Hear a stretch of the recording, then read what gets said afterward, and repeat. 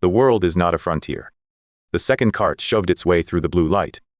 3 round metal cylinders were strapped to the front of the cart. Neat stacks of crates rose behind them, with 2 men in bulletproof vests crouched low among the cargo. One of them raised his gun toward the inspection yard. Get down. The gunshot erupted the instant Leon shouted.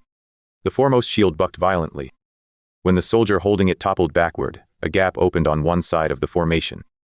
The mercenaries fired through it in quick succession.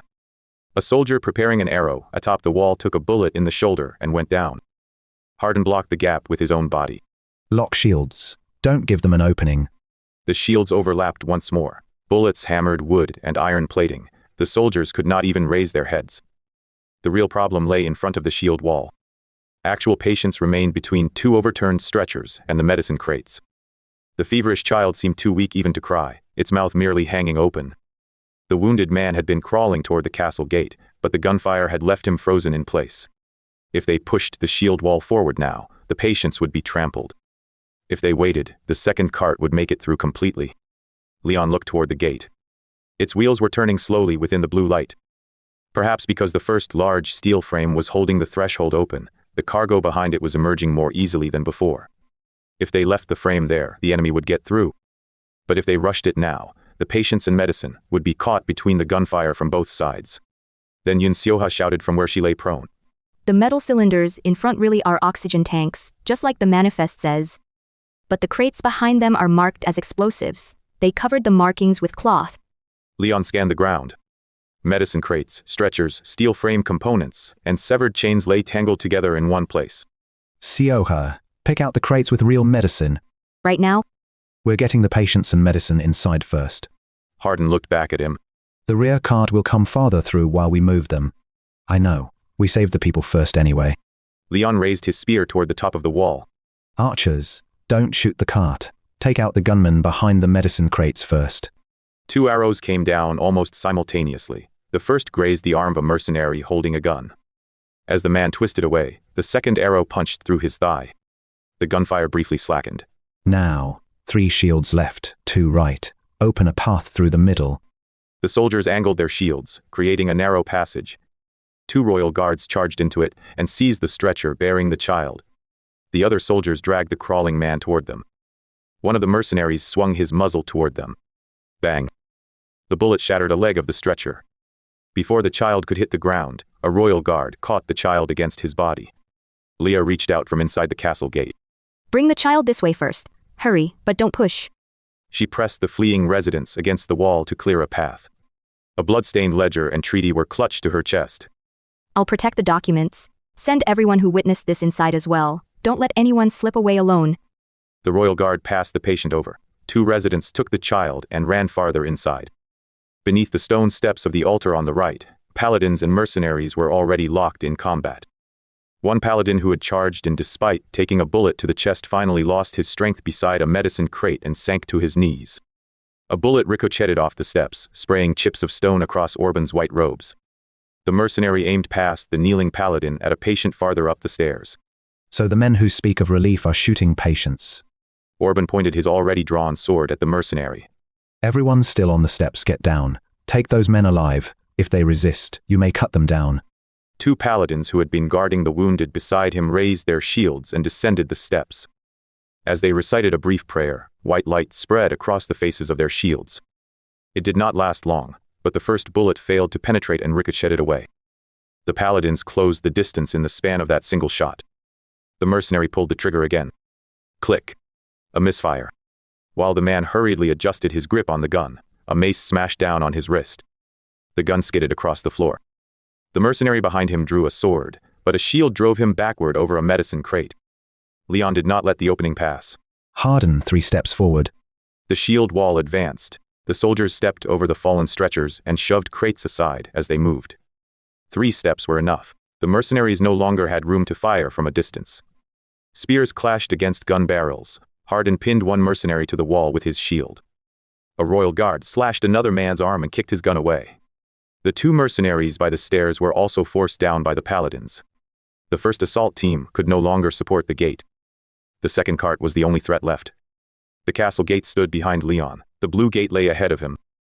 A large steel frame stretched between them, wedged firmly in place.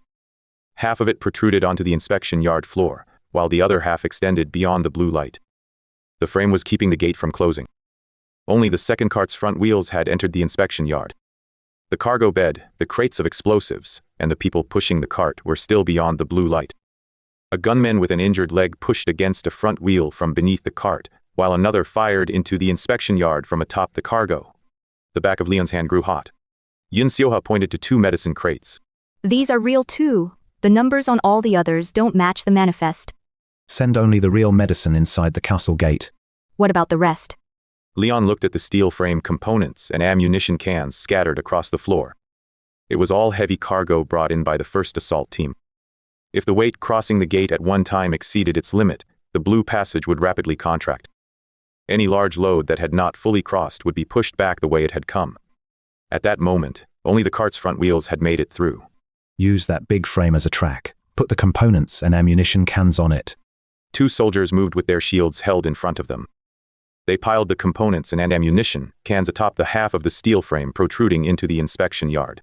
Don't push yet. It all has to go through at once. The cart advanced farther. The front of the cargo bed emerged into the inspection yard after the front wheels. But the rear wheels and crates of explosives were still beyond the blue light. The gunman atop the cargo began emptying the oxygen tanks. He was trying to divide the weight. On the wall, shoot that hand.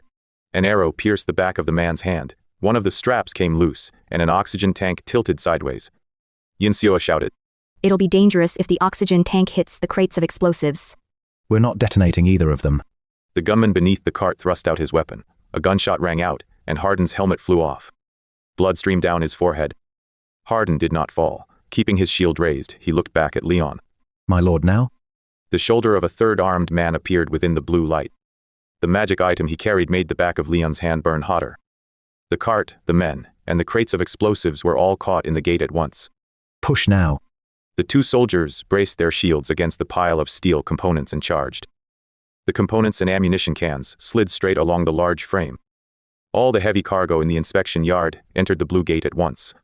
The gate did not distinguish which side a load came from. It counted only the total weight passing through at that moment.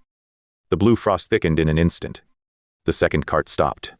Its front wheels were in the inspection yard, but the rear wheels and most of the cargo bed remained beyond the blue light.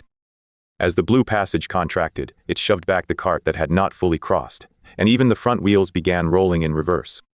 The people beyond the gate kept pushing, but it was no use. The cart rolled back beyond the blue light with its oxygen tanks and crates of explosives. The gunman atop the cargo vanished with it. Only the gunman who had been clinging beneath the cart held fast to the inspection yard floor. Leon rushed forward, seized his vest, and ripped him away from the cart. The large steel frame could not bear the increased weight and buckled in the middle. The sound of tearing metal rang out. The components and ammunition cans the soldiers had pushed stopped before the blue light and scattered back across the inspection yard. The next instant the gate closed. The blue light narrowed to a sliver, then vanished. Only half of the buckled steel frame remained on the inspection yard floor. No more enemies could enter. The faces of the mercenaries pinned beneath the stairs and in front of the shield wall changed. Drop your weapons. Only the man Leon had torn from the cart reached for a gun on the floor. Leon's spear pierced his shoulder. The mercenaries, already subdued, dropped their swords and guns and lay face down. Amid the confusion, a royal guard tripped the merchant company's representative as he tried to flee. The fighting ended quickly. When silence fell, the moans sounded all the louder. The dead customs soldier still lay where the first bullet had struck him. The paladin shot in the chest leaned against a comrade, barely breathing. Beside the broken stretcher, the child's mother wept as she clutched the empty cloth. Even after she was told her child had already been taken inside the castle gate, she could not rise for some time. Leon lowered his blood-stained spear. Laya walked to the center of the inspection yard. She unfolded the seized papers in front of everyone. There is a record showing that armed personnel and the steel frame were sent through before the medicine. There is also an addendum exempting them from inspection, and the crates of explosives are listed as medical equipment. She looked down at the merchant company's representative. Do you still intend to call this relief?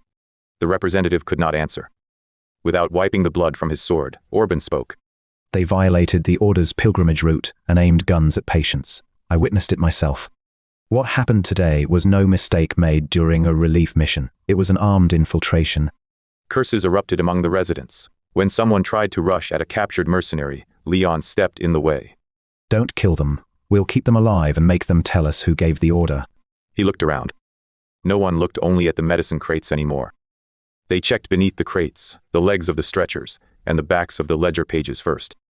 Even the mother of the child whose life had just been saved checked the seal before accepting the remaining medicine. They had held the south gate. But from now on, no one here would mistake an open gate for an act of goodwill. Leon gave Hardin an order.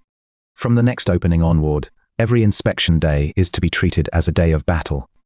Prepare as though every request for special passage is the enemy's opening attack. Yun Sioha heard him and stopped as she turned to the next page of the ledger.